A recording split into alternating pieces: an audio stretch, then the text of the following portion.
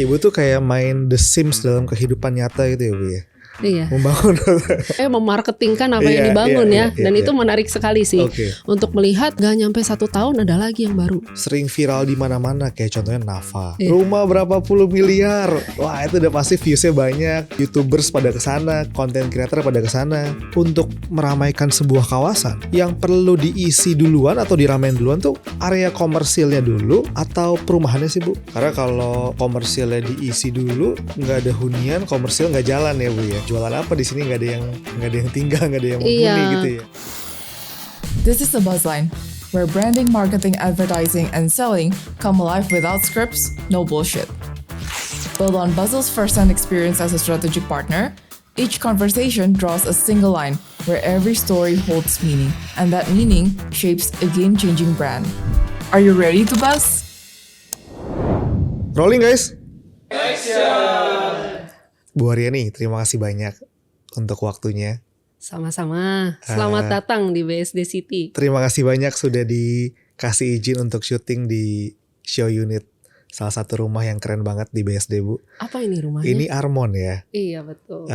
Happy banget bisa datang ke sini, bisa ngobrol dengan Bu Ariani. Aku pengen banyak banget ngulik tentang pengalaman Bu Ariani di dunia marketing. Dan bukan pengalaman Bu Ariani kemarin aja, tapi juga apa yang sekarang Bu Ariani lakukan di BSD. Tapi sebelum masuk ke situ, aku pengen tanya tentang background Bu Ariani dulu. Apa yang membuat seorang Ibu Ariani jatuh cinta ke dunia marketing awalnya? Oke, menarik ini. Jadi awalnya saya itu sebenarnya tertarik sama dunia marketing itu dari saya lagi kecil itu sering grow up dengan consuming media massa. Zaman dulu mah cuma adanya TV ya. Nah itu senang banget nonton TV dan senang banget ngeliatin iklan. Jadi awalnya jatuh cintanya sama dunia periklanan sebenarnya. Iya. Jadi saya senang banget sama dunia iklan. Lalu pas saya sekitar SMA saya jatuh cinta sama dunia jurnalistik. Iya. Jadi menurut saya marketing dan komunikasi itu sebenarnya jembatan untuk kita bisa connect sama orang lain, sama calon konsumen kita, sama target audience kita untuk menyampaikan apa sih yang kita pengen sampaikan mengenai produk ataupun brand kita ya.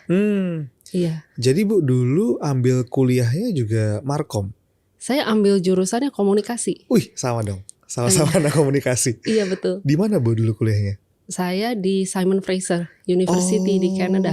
Di Vancouver ya? Di Vancouver. Yeah. Jadi balik ke sana, langsung sempat kerja di sana atau langsung balik ke sini Bu? Langsung balik ke sini. Langsung balik ke sini. Yeah. Dan waktu balik ke sini sempat ke industri apa aja Bu sebelum masuk ke properti? Saya itu justru memulai karir saya itu di industri media. Masuknya ke media. Di broadcasting. Ke TV. Anak itu TV sebelumnya. Balik karena mungkin lagi kecil seneng banget ya nonton TV gitu. Jadi mimpi suatu hari pengennya jadi orang di belakang layar yang nge-planningin apa yang ditonton orang. Iya. Jadi awalnya saya masuk ke bagian programmingnya TV. Ya, kemudian saya sempat ke PR agency. Lalu saya sempat mungkin awalnya saya jadi Marcomm itu di dunia finance. Di bank sama di fintech. Iya, baru akhirnya saya ke industri properti. Iya. Nah ini kan berarti Bu Ariani pernah punya banyak mainan nih Bu yang dicobain. Iya. Dari mulai ke media, agency, ke bank, sampai ke properti. Melihat ada banyak signifikan perbedaannya gak sih Bu? Atau sebenarnya sebagai orang marketing, Bu Ariani ini lumayan agnostik. Yang mana aja bisa dipegang, yang penting core-nya adalah marketing. Atau ada apa yang menarik dari setiap industri yang Bu Ariani pernah pegang? Mungkin menurut saya pada akhirnya core-nya itu adalah people ya. People itu luas sebenarnya. Jadi people can be the people that we work with as our team, but also the people that is our consumers. And or our target consumers gitu ya. Jadi I think the core is understanding what is people interest, what make the people tick gitu ya. I think is the most important core of marketing. Dan the rest is ya kita have to understand and learn about the product and the industry. Tapi ya mungkin mirip yang tadi ya saya bilang ya. Jadi mungkin pindah-pindah industri tapi core-nya tetap di marketingnya.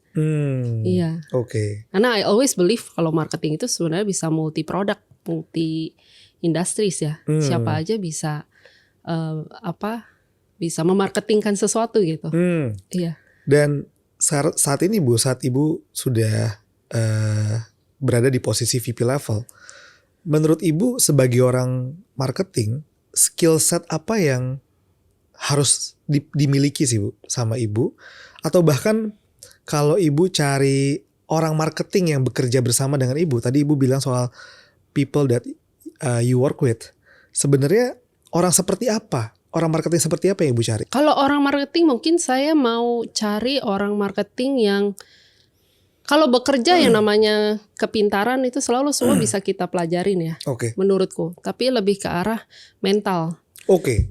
Mental. Jadi lebih ke arah dia bisa berjalan jauh bersama-sama.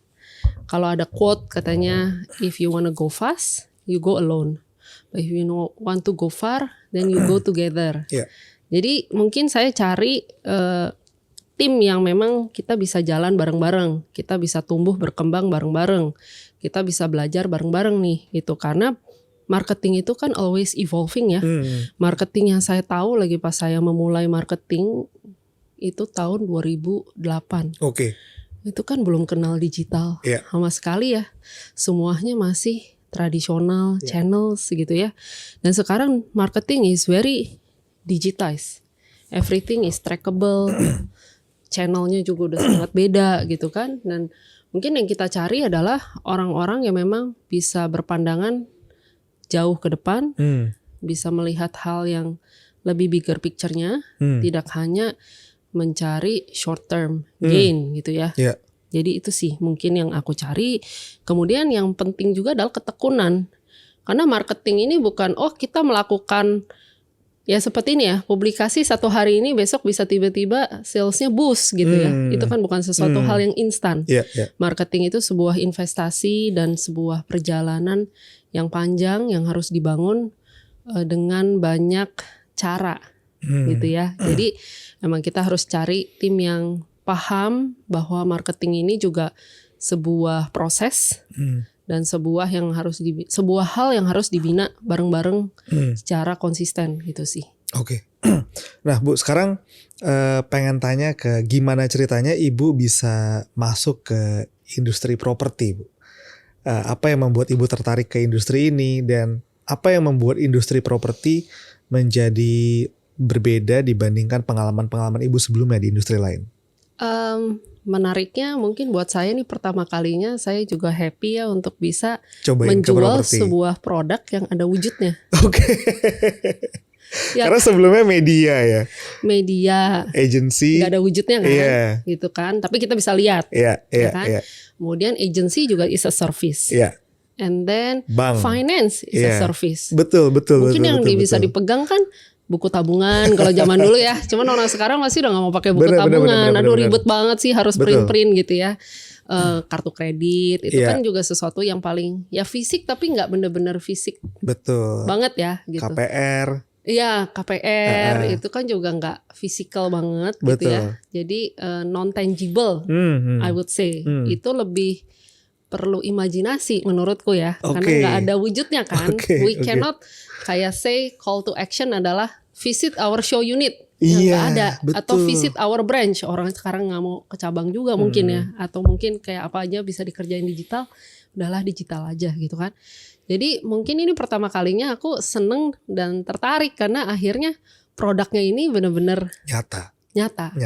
Dan mungkin kalau kita tahu dari zaman orang tua kita, properti ini salah satu aset berwujud yang nilainya akan terus naik, ya kan? Merupakan salah satu instrumen investasi yang stabil, karena mungkin bangunannya nilainya nggak meningkat, tapi tanahnya nilainya meningkat kan. Jadi sesuatu yang akan melindungi nilai uang kita juga sih, ya kan, dari inflasi gitu. Bu, aku jadi pengen nanya sedikit, penasaran. pandangan ibu sebagai VP marketing di perusahaan properti. Tadi kan ibu juga bilang kalau dari zaman kita dulu orang tua tuh selalu nyaranin tuh beli properti. Iya, Tapi kalau bener. sekarang baca berita ya Bu di internet, orang-orang selalu bilang Gen Z terancam tidak bisa punya rumah. Terus Gen Z lebih memilih ngontrak dibandingkan beli rumah. Pandangan ibu sebagai orang marketing di perusahaan properti melihat berita-berita tersebut gimana Bu? Menurut saya itu ada sebagiannya juga memang generalize. Oke. Menurutku ya, Iya, karena iya. aku personally kenal sama ya mungkin dari dunia kerja juga ya, yang di sini ataupun sebelumnya gitu ya, para Gen Z yang mereka bisa kok beli rumah dan mereka juga memimpikan Iya, beli iya, rumah iya, gitu iya. ya. Ada yang pastinya memang pengen cenderung mengontrak, itu pasti ada. Mungkin juga salah satu alasan mengontrak lebih mobilisasi juga gak sih? Iya. Ya kan, maksudnya dia jadi bisa mencoba area yang beda-beda karena tidak terikat di satu tempat. Tapi bisa juga emang karena kebutuhan, misalnya pindah kerja atau lainnya gitu ya. Tapi menurutku pada akhirnya rumah itu salah satu kebutuhan utama sih. Yang kalau kita pelajari dulu sandang, pangan, papan ya, itu menurutku masih valid sih. Jadi biasanya kalau aku lihat sih orang menyewa itu sambil mau menabung. Ya kalau yang aku lihat ya. Jadi menabung untuk bisa stabil dulu deh. Gitu kan, ketika karirnya mungkin juga berkembang, bertumbuh, dia keuangannya juga lebih mapan. Menurutku sih pada akhirnya Gen Z itu akan juga tertarik untuk mempunyai properti. Karena kalau kita lihat pun di Sinar Mas Land secara data, sebenarnya pembeli Gen Z itu kebanding, ini kan 2025 belum selesai ya, tapi kebanding data tahun 2023 sama 2024 udah naik 2 kali lipat. Gen Z. Iya. Surprising ya. Gila. Jadi kalau dibilang berita itu sebenarnya benar atau enggak, aku nggak bisa bilang karena datanya dari mana aku juga nggak tahu. Tapi bisa juga mengeneralize karena melihat consumption habitnya anak-anak Gen Z. Tapi yang mungkin kita juga nggak tahu, anak-anak Gen Z ini kan sebenarnya juga kreatif ya. Jadi mungkin mereka sebenarnya bisa mendapatkan other side hustle yang kita mungkin nggak tahu dan mungkin tidak banyak diekspos ya. Tapi menurutku mereka tuh kreatif. Jadi kalau yang aku lihat pun secara insight, mereka tuh sebenarnya cari rumah itu mereka tidak cari rumah seperti orang tua kita zaman dulu hanya sekedar tempat tinggal. Mereka cari rumah yang ini bisa menunjang mereka berkarya, mewujudkan cita-citanya mereka dalam hal tertentu. Jadi bukan mereka tidak melihat hanya rumah, oh ya rumah aja gitu. Tapi mereka melihat lingkungannya, gaya hidupnya, menunjang apa tidak untuk aktivitas sehari-harinya ya. Jadi emang agak beda perspektif kali ya kalau yang di zaman sekarang. Gitu. Dan aku ngelihat Bu, sekarang kan Gen Z ini kalau aku lihat di kantor ya, kantor kita kan di Jakarta. Tapi kalau aku mulai lihat mereka pengen beli rumah, opsinya itu udah pasti biasanya melipir Jakarta kan. Iya, antara ke Bekasi, ke Depok, atau ya ke Tangerang gitu. Atau Bogor. Ya. Jadi mereka makin lama ini memang makin terpinggirkan dari Jakarta, di mana orang tua mereka sebenarnya orang Jakarta semuanya, tapi mungkin udah mulai agak susah afford hunian di Jakarta, atau mungkin di Jakarta tipikalnya klaster kan udah makin sedikit ya. Karena rata-rata ya udah scattered banget kan areanya kan, akhirnya mulai memilih ke sini gitu. Dan aku ngelihat akhirnya kayak BSD sendiri itu mulai buat produk yang sangat minimalis. Yang mungkin rumahnya very affordable, lebih kecil, dan yang tadi kita ngobrol off the record, very easy access. Easy access to lokasinya easy, finansialnya juga bisa diakses dengan easy juga. Apakah itu salah satu strategi dari perusahaan untuk tap in ke si market Gen Z ini? Karena ngelihat behaviornya yang seperti itu. Sebenarnya mungkin salah satu pembedanya Sinar Mas Land dengan developer lain itu sebenarnya Sinar Mas Land itu dari awal bukan hanya membangun properti, Jadi bukan hanya membangun rumah dan ruko dan segala jenis bentuk properti yang ada ya gitu. Tapi konsep di awalnya itu adalah sebenarnya Sinar Mas Land adalah city builder. Jadi mau membangun konsep kotanya dulu, baru nanti ketika konsep kotanya udah mateng, apa nih kotanya mau diisi di mana rumahnya, di mana rukonya gitu ya. Jadi memang Sinar Mas Land mau membangun kota yang ekosistemnya lengkap. Gitu, dimana memang terlepas dari perkembangan generasi gitu ya, kita lihat bahwa memang kebutuhan seorang individu ketika mencari tempat tinggal ya memang pastinya butuh beberapa aspek penting ya. Sekolah, betul, rumah sakit, betul, tempat kerja gitu ya. Iya. Jadi kita punya konsep live, learn, work and play. Oke. Nah, 4 aspek ini harus bisa dipenuhi di sebuah kota mandiri.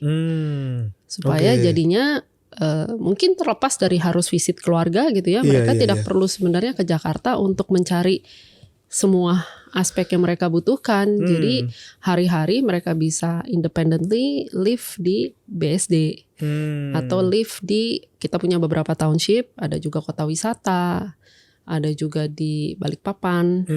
Sebenarnya touch pointnya si consumer, terutama Gen Z, milenial dan Gen Z, kalau dari pengalaman ibu, untuk mereka pindah kehidupannya dari yang awalnya Jakarta untuk dia mau ke sini, sebenarnya yang menjadi touch pointnya apa sih Bu? Apa yang biasanya menjadi pertimbangan utama mereka? Dan gimana cara ibu sebagai orang marketing ngelihat touch point ini? Oh kalau dia disentuh sekolahnya, biasanya kalau sekolah anaknya pindah dia mau pindahin keluarganya. Atau kerjaan mungkin yang lebih kena buat touch pointnya. Kalau kerjaan dia bisa dapat di sini, dia mau pindahin keluarganya. Apa touch point yang bikin orang tuh mau pindah gitu? Karena jualan properti ini kan mungkin beda sama kalau bank atau kayak media agency, itu kan nggak location based ya Bu? Iya betul. Kalau properti ini kan location based nih. Untuk orang beli produknya dia tuh harus memindahkan seluruh kehidupannya. Iya betul. Nah kalau ibu ngelihat sebagai orang marketing, touch point konsumernya tuh di mana ya Bu ya? Mungkin salah satu insight yang menarik itu adalah ketika seseorang mulai memikirkan untuk menikah. Oke. Ya. Iya benar. Ketika mulai memikirkan menikah, mereka kan udah ketawa semua tuh Bu. Lagi ya. berpikir nih, aduh nanti mau tinggal di mana gue. Relate banget ya. Iya, relate banget loh. Ketika mulai memikirkan nikah, mereka sebenarnya kan mulai memikirkan untuk tinggal terlepas dari orang tuanya. Bener ya. Iya. Nah kemudian ketika mereka mau memulai hidup baru nih sama pasangannya, diskusi nih gitu kan, kamu maunya di mana, aku maunya di mana. Iya. Nah nanti diskusinya pasti nggak akan berhenti tuh. Orang tuanya dia maunya di mana, orang tuanya pasangannya maunya di mana gitu kan. Nah kemudian mungkin yang kita lihat ketika sudah menikah dan lalu mereka punya anak. Salah satunya benar, sekolah itu menjadi salah satu touch point. Jadi ketika mereka memikirkan pendidikan anaknya yang berkualitas, itu ada di sekolah yang mana yang mereka mau pilih. Oh kalau sekolahnya ada nih di BSD, wah mereka jadi yaudah deh aku bela-belain deh pindah ke BSD. Iya. Bahkan jadi kadang orang tua bisa pindahin rumah karena sekolah anak ya. Bisa. Itu lumayan banyak. Kemudian terlepas dari sekolahnya itu sendiri, mereka melihat lingkungan yang tumbuh kembang anaknya bisa tersupport ya. Jadi misalnya banyak tempat les nggak ya gitu. Karena kan biasanya sekolah doang, ada yang suka merasa kurang cukup. Kemudian butuh nih buat buat les tambahan gitu ya. Kemudian mereka mungkin melihat apakah ada cukup mall atau playground buat mereka beraktivitas dengan anak-anaknya. Itu menjadi pasti salah satu touch point consideration menurutku. Yeah. Tapi terlepas dari itu mungkin ada yang menarik dan belakangan ini mungkin menjadi makin tren setelah COVID ya. Dimana banyak orang jadi merasa bahwa their greatest asset is actually their health. Nah kalau kita pikir-pikir lagi, kalau kita nggak sehat ya kita juga nggak akan bisa berkarya kan. Nah itu adalah gaya hidup sehat. Jadi di BSD ini cukup banyak area ruang terbuka, dan kemarin ini kita ngumpulin data nih. Di BSD tahun 2025 itu ada sekitar 30 acara lari 30 acara lari yang diselenggarakan di BSD City. Jadi banyak banget ya. banyak banget. Bahkan hampir tiap weekend kita bisa lari sama brand mana gitu ya. Wis. Ini anak-anak Bu pada suka motret nih Bu. Motretin lari nih. Sampai rebutan lahan ya. Tapi kan terkenal banget kayak misalnya kita sebut Mozia Loop ya Bu ya. Orang tuh banyak banget yang main sepeda di sana. Betul. Lari di sana, dan banyak banget orang Jakarta yang demi olahraga di sana tuh pagi-pagi udah nyampe sana gitu. Iya betul. Betul. Penasaran deh Bu, itu didesain atau tidak sengaja terjadi ya? Si Mozia Loop ini menjadi satu ikon olahraga gitu Bu. Mungkin awalnya didesain, betul. Tapi setelah itu kita harus bentuk komunitasnya sih. Dan menarik komunitasnya mengundang komunitas gitu untuk memanfaatkan area ini. Karena jalanannya juga dibikin cukup rata ya. Jadi lebih enak. Oke. Iya. Terus dilengkapi dengan pohon-pohon yang rindang juga. Jadi kan nggak terlalu panas. Gitu. Nah balik lagi ke touch point ya Bu. Aku juga ada temen yang kita ngobrol kan, dia udah mulai berkeluarga. Aku tanya kenapa pindah ke daerah sini. Salah satunya dia bilang, aduh di sini ya walaupun misalnya rumah gue kecil, tapi bagaimanapun katanya tinggal di klaster tuh lebih enak. Tertata rapi. Iya. Ada sistem one gate-nya. Iya. Ada clubhouse-nya. Iya. Dibandingkan di Jakarta ruwet untuk masuk ke rumah dia aja lewat gang-gang kecil gitu kan. Gitu. Jadi dia bilang mungkin salah satu touch point-nya adalah kawasan yang terintegrasi gitu. Iya. Kawasan yang integrasi, klaster yang udah tertata rapi, ada mau cari makan di mana, mau sekolah di mana, area apa udah terbentuk. Itu juga mungkin jadi salah satu touch point-nya ya. Itu betul. Aku pengen mulai masuk ke si BSD-nya ini Bu, karena kita sekarang syuting di daerah Tangerang, khususnya di show unit BSD. Di daerah ini Bu, itu kan sebenarnya dikelilingi oleh banyak perusahaan properti ya.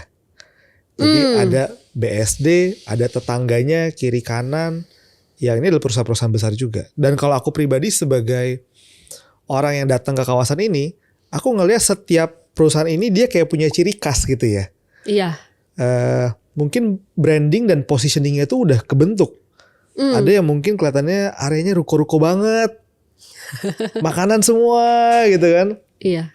Ada yang lebih mungkin tipikal rumah warna-warni gitu. Ada yang tipikal rumahnya kelihatan ya, aku dari jauh aku nggak perlu tahu ini developernya siapa, tapi aku tahu ini gayanya siapa gitu.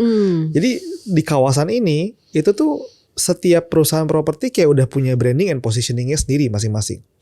Nah aku pengen tahu BSD sendiri mempositioningkan dirinya, perusahaannya di kawasan ini sebagai kawasan yang apa sih Bu yang pengen ditancapkan oleh BSD itu apa gitu? Menarik sekali pertanyaannya. Jadi mungkin BSD City ini memposisikan dirinya sebagai one of the fastest growing mega township. Kita ada 6.000 hektar, tapi belum sepenuhnya terbangun. Jadi sekarang lagi fase seru-serunya membangun kota ini. Jadi selalu ada yang baru di BSD City. Ibu tuh kayak main The Sims dalam kehidupan nyata gitu ya Bu ya? Iya. Membangun. Mungkin bukan saya yang literally membangun ya, tapi saya memarketingkan apa yang dibangun ya. Dan itu menarik sekali sih untuk melihat nggak nyampe 1 tahun ada lagi yang baru. Kan biasanya untuk ngebangun itu kan butuh sekitar 1 tahun, 2 tahun gitu ya. Tapi di BSD City ini karena prosesnya udah terjadi dari sebelumnya ya. Jadi sekarang tuh lagi ngelihat seru-serunya nih, ada lagi yang baru. Lifestyle center mana nih? Kemudian tenan mana yang baru masuk dan buka. Bahkan kalau dilihat tenan-tenan yang dari Jakarta pun sekarang udah makin banyak ada di BSD City. Sehingga sebenarnya warga lokalnya udah gak perlu jauh-jauh ke Jakarta Jakarta, Iya. kecuali ya tadi mungkin ketemu keluarga, ketemu Iya. teman atau yang lainnya atau karena kerja ya gitu. Tapi mungkin salah satu lagi tadi touch point yang menarik itu adalah sebenarnya akses. Iya, karena tol itu keluar langsung ke BSD ya. Ada 8 akses tol. 8 ya Bu? 8. Banyak banget ya? Banyak. Jadi dari Jakarta bagian yang beda-beda gitu ya, atau bahkan dari Bogor pun Oke. sekarang makin cepat ke BSD. Ya kan tadi kalau kita ngobrol ya Jakarta ke Jakarta aja bisa butuh sejam ya. Iya. Nah Betul. Yasa dari Jakarta ke BSD cuman 40 menit. betul. Iya. Jadi sebenarnya akhirnya dengan itu pun comparisonnya adalah BSD udah nggak jauh lagi gitu. Yang kalau zaman dulu mungkin sebelum akses tolnya lengkap gitu ya, itu BSD mungkin kerasa jauh. Tapi sekarang dengan akses tol makin lengkap, makin banyak, tol aksesnya juga ada pilihan kalau tidak mau nyetir bisa juga naik kereta. Itu ada 5 direct akses kereta gitu. Jadi makin banyak pilihan. Sehingga orang merasa BSD itu sebenarnya gak beda jauh lah sama tinggal di Jakarta.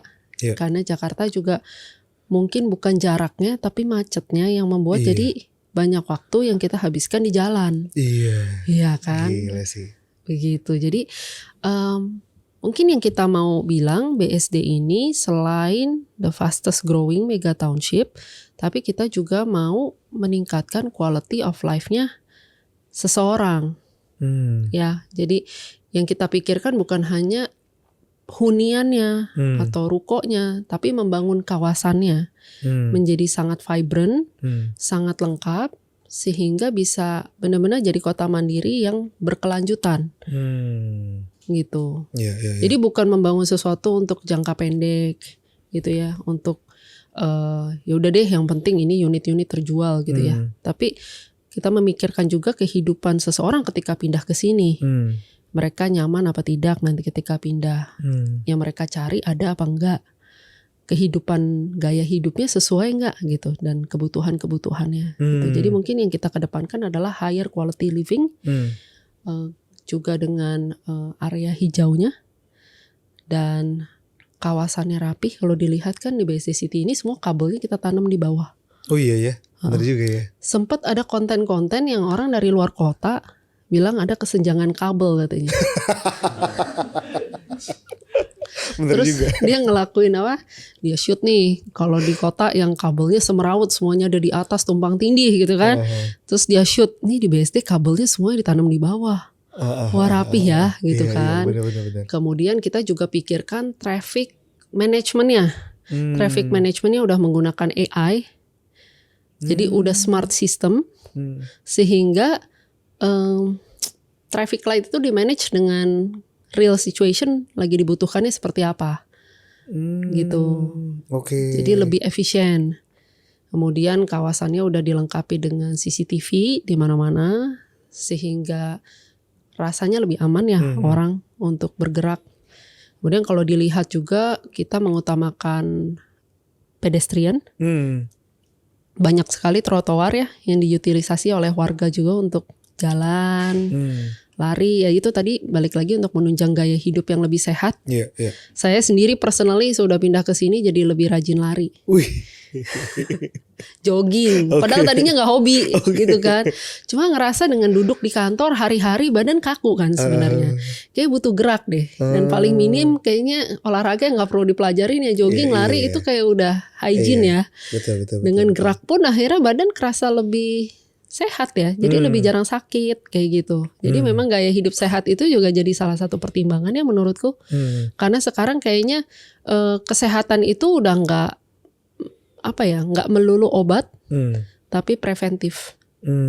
Jadi bagaimana mungkin anak muda sekarang memikirkan mereka bisa lebih panjang umur, mereka harus investasi kesehatan seperti apa, kan nggak mungkin hanya melulu minum vitamin, tapi kan harus ada aktivitas fisik gitu yang menunjang. Kemudian banyak area sports club juga. Di BSD yang bisa digunakan lengkap, jenis olahraga apapun kayaknya ada. Sekarang juga makin banyak lapangan padel. Di BSD udah berapa ada 17. Hah? 17 lapangan pedal di Iya. BSD? Itu baru BSD ya, belum tetangga kita. Iya. Tetangga kita juga masih bangun, aku lihat. Oh. Jadi rame banget sih. Gila. Iya. Oke Bu, tadi Ibu bilang BSD ini the fastest mega township yang lagi dibangun 6.000 hektar. Iya. Kalau kawasan sekarang tuh yang udah terbangun ini berapa banyak Bu? Berapa ribu? Mungkin sekitar setengahnya ya. Baru setengahnya. Berarti bakal masih ada setengah BSD lagi yang Iya, terbangun. betul.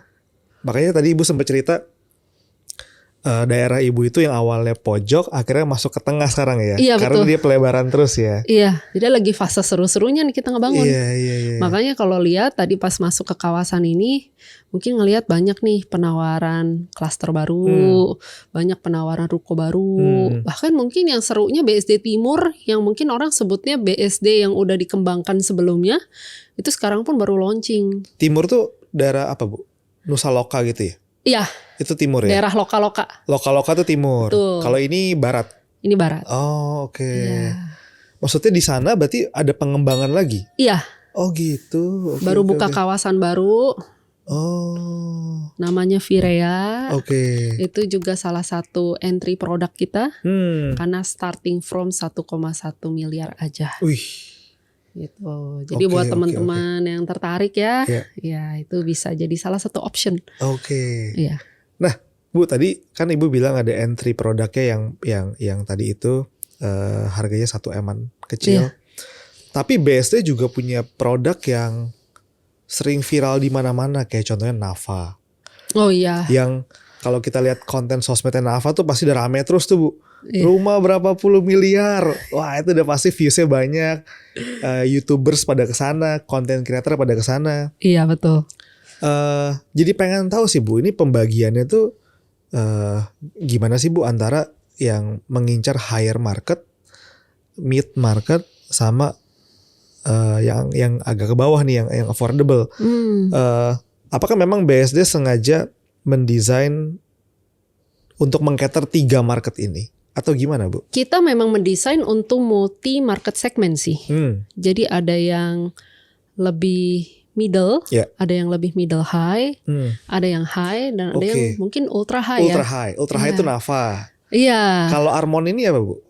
middle high. Middle high. Iya. Oke, ini 78 M-an ya ini. Betul, Oke. 78 M-an. Eona itu mid high. Ya, Oke. mid high juga. Oke, Zora. Zora juga mid high. Zora oke. Kalau yang ke mid low? Mid contohnya low apa, Bu? mungkin contoh seperti yang tadi saya sebut, ada beberapa Yang entry apa, produk. Virea itu. Virea itu di BSD Timur, itu mulai dari 1,1 M-an.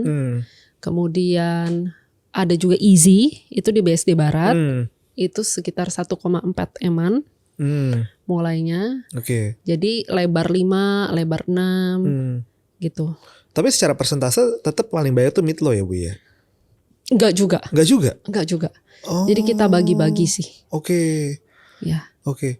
Nah, berarti masing-masing ini tuh memang diciptakan kawasan khususnya Bu. Jadi kayak di clustering gitu ya. Yang agak mid high itu ke area mana, mid Lumayan kemana di mix gitu. sebenarnya. Oh, lumayan di mix. Iya, Oke. lumayan di mix, tapi memang ada multi segmen itu. Balik lagi karena kita juga percaya bahwa ya untuk kehidupan sebuah township itu benar-benar lively, ya memang harus cukup inklusif ya. Ya, karena pasti kan ada yang memang pasangan muda baru memulai, ada mungkin pasangan yang sudah lebih mature mau upgrade.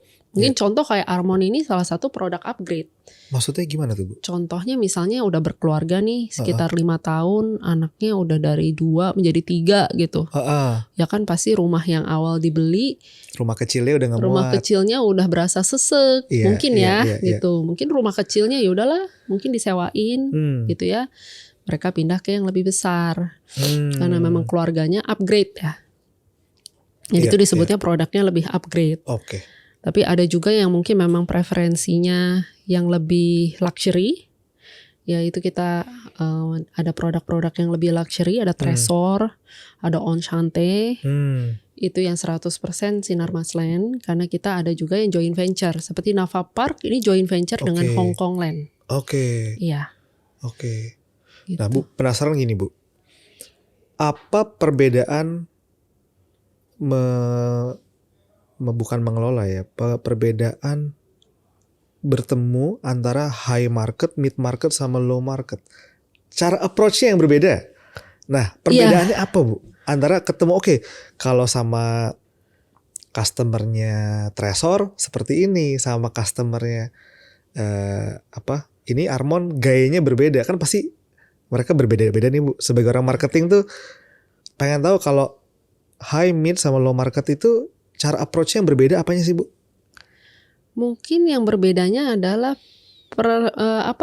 personal touch point-nya ya. Oke. Semakin high end itu akan lebih butuh direct human touch lah ya, lebih high touch. Oke. Semakin luxury.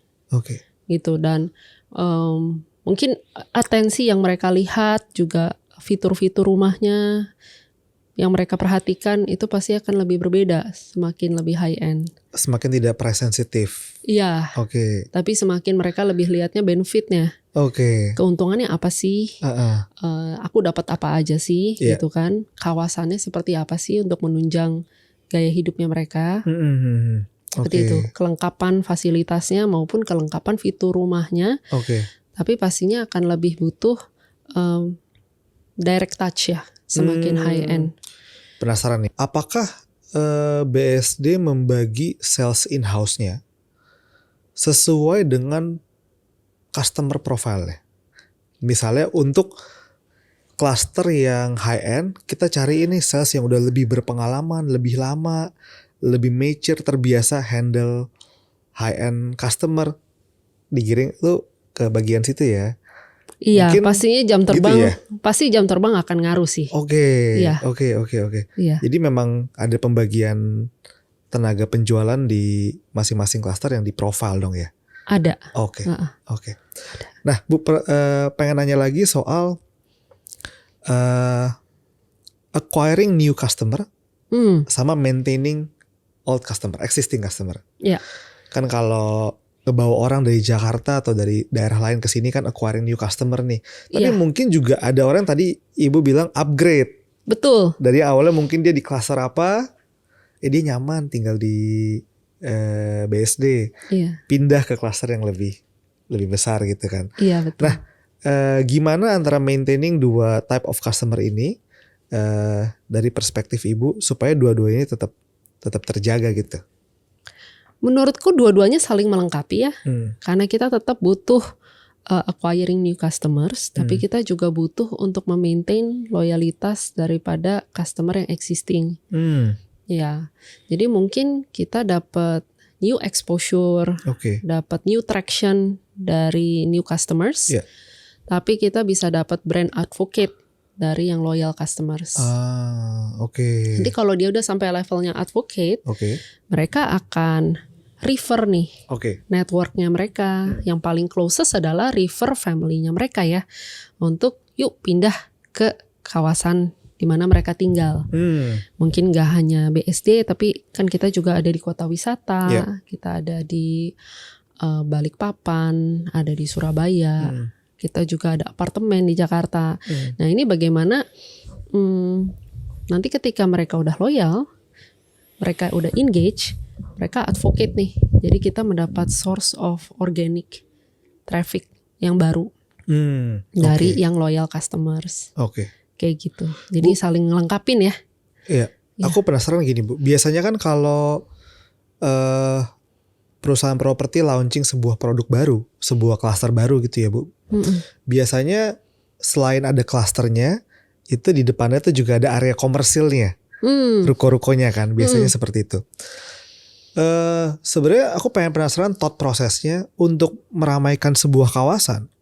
Yang perlu diisi duluan atau diramein duluan tuh area komersilnya dulu atau perumahannya sih Bu? Kan ini kayak telur sama ayam nih. Kalau komersilnya nggak ada, nanti area perumahannya juga nggak hidup atau sebaliknya gitu. Sebenarnya thought prosesnya mana yang harus diisi duluan gitu atau diramein duluan? Kalau kita melihat contohnya, atau saya melihat memperhatikan kawasan BSD, mungkin awalnya berkembangnya dari residensialnya dulu sih. Residential dulu ya. Begitu residentialnya, karena udah ada captive marketnya. Iya. Karena udah ada yang hari-hari pasti ada di kawasan ini. Mereka tidak pulang pergi, bukan visitors gitu, tapi memang benar-benar living actively di kota ini gitu kan. Udah pindah. Begitu residentialnya udah kebentuk, saya lihat komersialnya makin ramai. Iya. Balik lagi seperti yang tadi saya bilang, mungkin residentials itu bisa dibilang ketika sudah berkembang dia menjadi captive audience kita, captive market, dan juga menjadi loyal customersnya kita.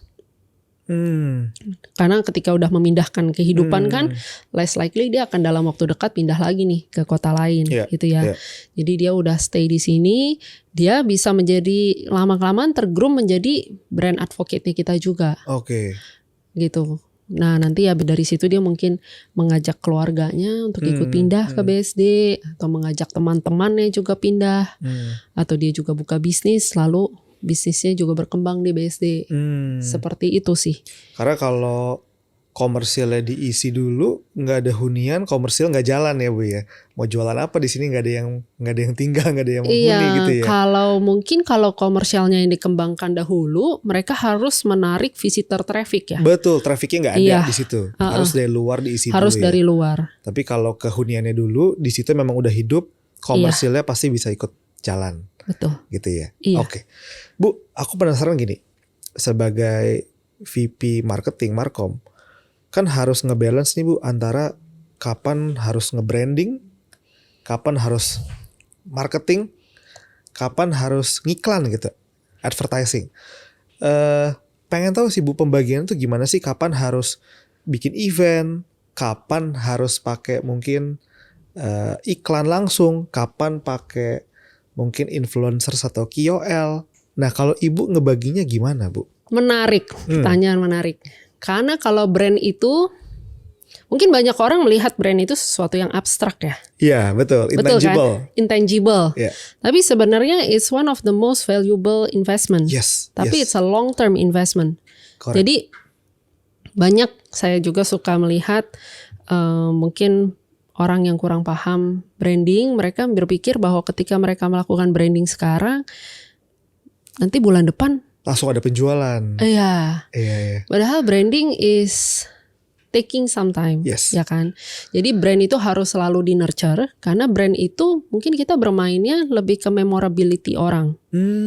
Ya, kita tujuannya bukan untuk langsung jualan, tapi tujuannya untuk kita menjadi top of mind-nya customers ya. Jadi ketika mereka mau beli, ya kalau dalam hal ini beli properti ya, mereka mau membeli properti, kita harapannya Sinar Mas Land masuk menjadi brand yang mereka consider. Mau itu di lokasi BSD maupun di kota wisata maupun di Surabaya ya. Jadi salah satu brand yang dikonsider. Tapi aktivitas marketing itu sendiri misalnya seperti program promotion. Kayak kita sekarang lagi jalan move in quickly. Itu program nasional salesnya kita. Itu menjadi aktivitas marketing yang tangible. Karena promotion bisa beli perumahan hemat 20,5%. Kapan lagi gitu kan, DP 0%. Nah program-program marketing sales seperti ini yang akan membantu untuk mengconvert menjadi tangible result. Jadi penjualan langsung gitu ya. Kalau KOL dan content creator aku masukkannya sebagai part of branding juga, tapi can also be part of sales. Jadi tergantung kontennya dibikin untuk apa. Gitu. Tapi kalau kontennya dibikin lebih untuk brand gitu ya, pastinya nggak akan direct selling instantly. Kecuali customer yang melihat memang dia udah intentnya tinggi. Intentnya udah tinggi dan needs-nya udah tinggi. Dia memang merasa dia harus pindah secepatnya. Dan dia memang udah tertarik sama BSD. Ya kan? Maka dia akan convert tuh dari brand activity tersebut.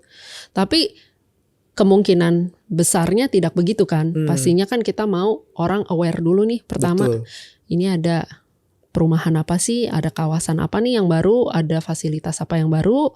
Baru setelah itu orang jadi makin ramai nih, tertarik, dia cari tahu sendiri, engage ya.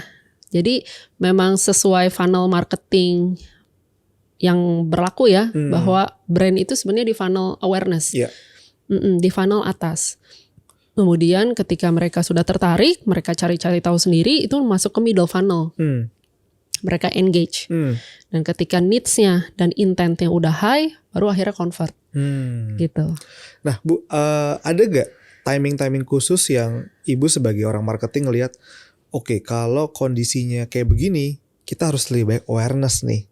Oh, kondisi kayak gini, oke, awareness kita udah cukup, kita push ke promotion aja di middle funnel.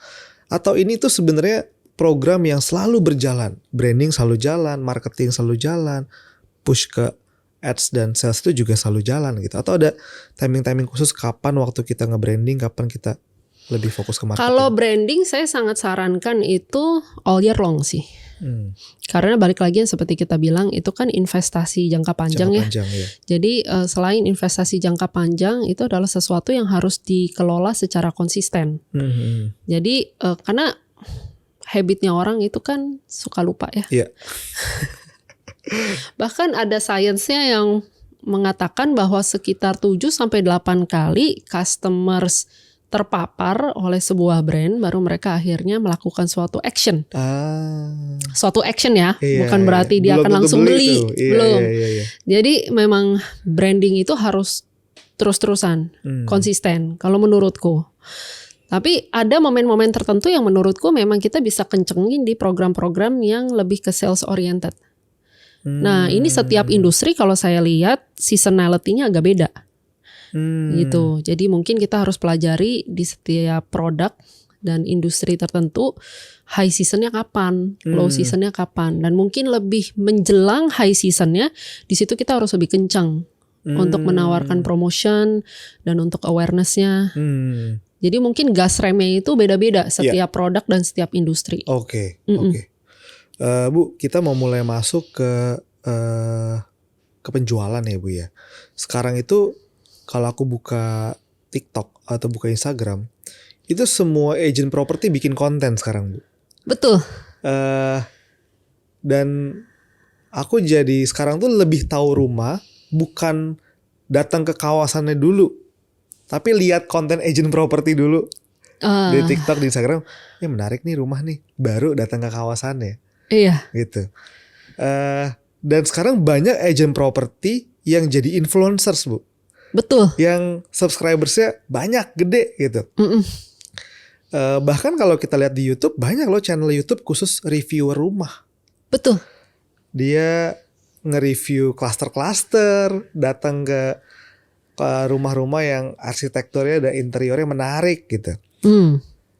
Pengen tahu pertama tanggapan Ibu terkait hal itu, dan apakah itu hal yang di-push juga oleh perusahaan, oleh BSD untuk nge-push ke either in-house agent ataupun attract agent-agent dari luar BSD untuk melakukan itu di produk-produknya BSD Bu. Menarik sekali. Jadi memang penjualan properti itu memang dua sumber utama, dari in-house sales, tapi ada juga yang dari agent. Jadi kalau ditanya apakah itu kita push, lebih ke arah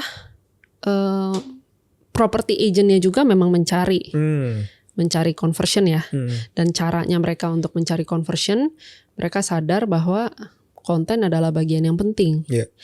Mungkin yang seperti saya cerita, kebanding saya awal memulai karir saya di marketing yang tidak kenal dunia digital. Waktu itu mungkin adanya cuman apa ya, kalau masih ingat era Friendster gitu ya. Friendster udah mati. Friendster mati, lalu Facebook ya. Dan Facebook yang bertahan lalu berkembang menjadi ada Instagram. Kemudian sekarang mungkin kita lihatnya TikTok ya kan. Cara mengengage audience sudah beda sekali. Jadi kalau sekarang itu memang caranya lewat video ya kan, kemudian di sosmed, karena itu yang hari-hari memang orang Indonesia konsumsi ya. Emang ada datanya juga bahwa sekarang penetrasi digital itu udah sampai 80% dan sekitar 50%-nya mereka habiskan waktunya di sosial media gitu ya. Jadi memang eksistensi kita di sosial media, mau baik itu lewat dari sisi developernya maupun dari sisi in-house salesnya maupun dari agent, itu udah menjadi bagian yang penting. Ya, itu memang untuk generate interest dulu ya. Karena kan balik lagi funnelnya nih marketing panjang. Dari orang interest untuk sampai benar-benar convert beli itu kan bukan suatu journey yang pendek. Ya, apalagi ketika kita bicara harga miliaran. This is not impulsive product, ya kan? Betul. Jadi butuh banyak hook, butuh banyak explanation. Makanya yang tadi dibilang review rumah gitu ya, itu menjadi penting karena sebenarnya customer behaviornya udah berubah. Sebelum mereka beneran berkunjung secara fisik, banyak cari tahu dulu informasi online. Sehingga mungkin caranya mereka menghemat waktu ya. Kalau mereka kunjungin semua satu-satu, mungkin mereka akan spend time banyak gitu ya. Tapi kalau mereka ketika udah lihat di online, udah tahu nih wishlistnya, ya dari mungkin udah punya berapa banyak consideration, seudah nonton jadinya di shortlist sendiri gitu ya. Lalu mereka akan benar-benar kunjungin yang benar-benar mereka suka. Ya, jadi I think online to offline is really important ya di era saat ini. Karena bagaimanapun juga beli properti kalau tidak dilihat kan tidak convert lah menurutku ya. Tetap masih harus lihat secara fisik. Bu, pengen ngulik soal ini Bu. Kan Ibu sebagai orang marketing ini kan menjual produk yang disiapkan nih sama perusahaan. Iya. Tapi kan sebagai orang marketing juga harus bisa kasih insight ke orang produk nih. Gue butuh rumah yang kayak begini loh. Karena gue dengerin dari customer gue, dari market lagi maunya ke sini. Iya. Gimana cara Ibu dan tim itu gather insight dari customer? Gimana cara ngelihat opportunity yang ada di market? Kita harus expand ke sini, bikin cluster tipe seperti ini, dengan harga segini, mengincar orang seperti apa? Gimana cara Ibu menggather insight Bu dari market? Kita ada tim research. Ya, kebetulan bukan saya tapi. Ya, tapi kita work together. Jadi tim research ini yang akan gather the data and insight. Tapi kita dari tim marketing kita continuously melakukan survei to customer. To kita dari marketing maupun dari customer support juga mereka melakukan survei kepada konsumen untuk membaca apa yang menjadi interestnya konsumen saat ini, apa yang mereka cari, apa yang mereka butuhkan, apa yang mereka consider ketika memilih suatu kawasan. Tapi untuk lebih in depth secara produk, insight-nya butuhnya seperti ini, sukanya seperti ini, preferensinya segini, market capability-nya kira-kira beli di harga berapa, itu ada tim riset sendiri, gitu, research and development, gitu. Bu, penasaran nih. Pada saat Ibu bekerja, let's say Ibu di-assign ke sebuah project. Bu, mulai besok gue tambahin lu satu project ya, pegang project ini. Di day one, apa yang pertama kali Ibu lakukan untuk, aku pengen tahu cara thought process seorang Bu Ariani sebagai orang marketing pada saat pertama kali handle sebuah project. First thing first yang Ibu lakukan biasanya apa Bu? Apakah mulai dari cek marketnya dulu, cari problem statementnya, apa sih yang Ibu lakukan pertama biasanya? Menarik. Project itu mungkin pertama yang harus diketahui adalah objektifnya apa. Cari objektifnya dulu. Ya, objektifnya apa? Itu kan lebih bigger picture-nya dulu ya. Kemudian goal-nya apa? Mungkin kita punya short term goal and then long term goal. And then we have to understand the vision also from the management. Dengan suatu project tertentu di-assign, visinya apa sih? Gitu. Jadi itu adalah menurutku pilar-pilar utama ya sebelum memulai suatu project. Kita harus paham dulu objektifnya, kemudian goal short term and long term, and then vision. Kalau vision pasti akan lebih long term ya. Visionnya apa? Baru setelah itu kita lihat projectnya ini ketika dikasih sesuatu yang baru atau sesuatu yang udah dijalankan harus diteruskan. Kalau sesuatu yang sudah dijalankan dan harus diteruskan berarti kita harus cek dulu progresnya saat ini udah sampai mana. Ya kan? Kalau memang memulai dari nol, ya berarti ya kita benar-benar seperti building blocks lah ya. Oke, babat alas. Ya, mulai kita harus settle fondasinya dari mana. Itu oke. ya dibentuk lagi, balik lagi sesuai dengan understanding objektifnya dan goalsnya ini sih. Oke. Itu yang paling penting menurutku sih. Oke. Ya. Bu, pertanyaan terakhir nih Bu. Andai kan yang menonton ini adalah tim-tim ibu nih di marketing nih. Ini adalah town hall nih Bu, town hall marketingnya Bu Ariani. Apa pesan yang selalu ibu sampaikan ke tim marketing? Sebagai orang marketing, kita tuh harus ngapain? Mungkin boleh mindset, cara bekerja, atau pesan yang ibu selalu ulang-ulang deh ke tim ibu sebagai orang marketing. Banyak sih yang mau disampaikan sih. Oke. Cuman mungkin sebagai marketer we have to always evolve. We have to always stay curious. Karena di dunia marketing itu mungkin kita bisa kuliah marketing, belajar fondasinya. Tapi perkembangannya itu kita harus terus ngikutin tren. Kita harus stay curious. Karena itu sebenarnya dengan stay curious kita akan cari tahu lagi ada apa yang baru, apa yang konsumen sukain, apa yang konsumen cari. Karena itu yang terus berubah. Jadi menurut aku kita tuh di marketing harus selalu mau belajar hal baru. Ya, dan kita harus selalu optimize apa yang kita lakukan.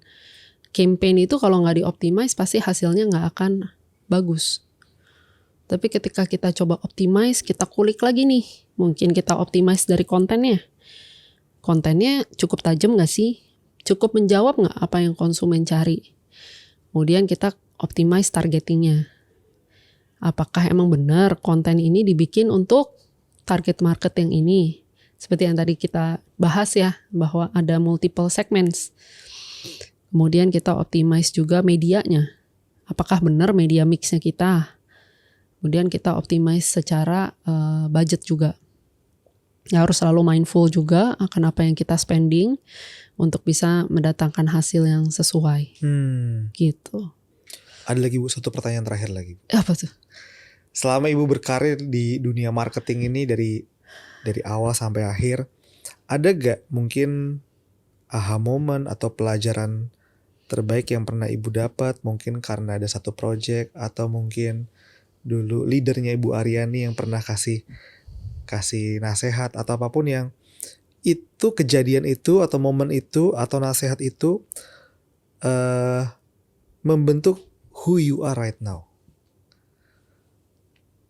Boleh di perusahaan ini atau sebelum-sebelumnya, tapi selama karir Ibu sebagai marketer. Wah banyak sih. Cuman mungkin I think apa yang paling penting adalah we have to stay relevant, ya kan? We have to stay relevant. We have to always learn. Dan kita harus tekun ya dalam apa yang kita lakukan. Ya, karena kadang apa yang kita lakukan tuh nggak instan hasilnya. Jadi it's a long term game. Tapi ketika kita bina terus, nanti kita akan cukup surprise sih.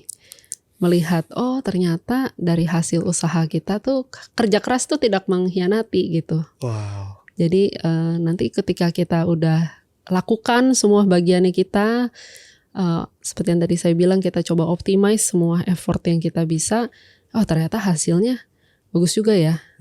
Tapi I think it's equally important untuk invest di alat yang bisa mengukur hasil. Karena kan sekarang semua udah bisa di-track digital ya. That's why ada komponen CRM juga dalam apa yang saya lakukan. Menurut saya CRM ini sangat penting karena di akhir ini adalah alat yang untuk membuktikan semua hasil-hasil dari investasi marketing dan brandnya kita sih. Gitu. Jadi bisa semua di track. I think at the end of the day enjoy what we do and stay curious and always learn. Itu adalah sesuatu yang mungkin aku juga di-groom untuk melakukan itu sih. Ya. Wow. Itu. Thank you Bu Ariani untuk waktunya. Sama-sama. Senang sekali 1 jam kita ngobrol mengulik perjalanan Ibu tentang BSD sekarang dan pengalaman-pengalaman Ibu ke belakang. Aku rasa ini banyak sekali bisa bermanfaat buat teman-teman para praktisi branding, marketing, advertising yang nonton, karena mendapatkan real insight dari seorang marketer, orang yang punya asam garam pengalaman lama sekali di industri ini. Thank you so much Bu Ariani. Thank you Yasa. Aman semuanya? Thank you. Terima kasih. Terima kasih sudah belajar bersama di Buzzline by Buzzle. Jangan lupa subscribe dan nyalakan lonceng notifikasinya. Lanjut belajar lagi di episode ini.